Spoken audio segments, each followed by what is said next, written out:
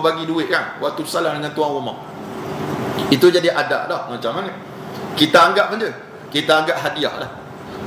Kalau orang kaya takkan nak bagi sedekah pula, hadiah lah bagi dia sebab dia buat walimah. Tapi ada orang yang memang dia buat pesen dia buat walimah memang nak kepiti tu, nak ke duit tu. Dia nak ke duit tu.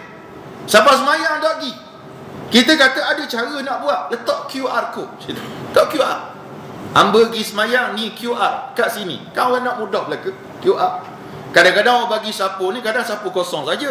QR lagi selamat. Nak letak pula yang bunyi suara tu. Seria dia tulis situ. Bawa kemah nak.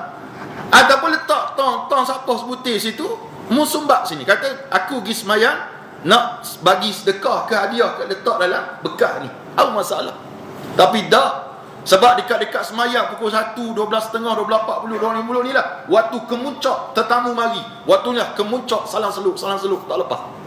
Ni keadaan berlaku. Saya di Perak ni di belah Taiping. Belah Taiping kalau tuan-tuan ada asatizah yang pernah pergi ceramah di Taiping. Taiping ni pelik sikit orang. Salam dengan jemaah dia salam seluk dengan kita. Mana? Saya pernah ganti mula-mula waktu duduk di Perak, ganti Datuk Ustaz Kasih. Dia kata, "Syekh, entah pergi ganti masjid ni, entah kena pakai jubah. Jangan tak pakai jubah." Saya kata, "Apa pula?" Dalam hati lah. Dia masa selalu pakai jubah pun. Rupa-rupa betul. Habis ceramah, semaya isyak, habis semaya isyak, salam dengan jemaah, dia bagi duit belaka.